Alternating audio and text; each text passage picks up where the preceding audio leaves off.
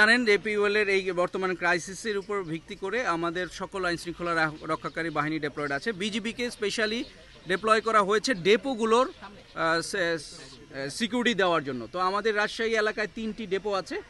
3টি ডেপোতে আমরা 3 platoon BGB মোতায়েন করা হয়েছে এবং এর মূল উদ্দেশ্য হলো জানান এই ডিপোর সার্বিক নিরাপত্তা দেওয়া, ডিপো থেকে পেট্রোল পাম্পগুলোতে সঠিকভাবে সরবরাহ নিশ্চিত করা এবং সীমান্তবর্তী এলাকা দিয়ে যাতে পিওএল পাচার হতে না পারে সেই ব্যাপারে কার্যক্রম গ্রহণ করা এবং হলো অবৈধ মজুদ যাতে গ্রহণ করতে না পারে। তো আমরা এই 3টি ডেপো সাব ডেপোকে সিকিউরিটি দিচ্ছি।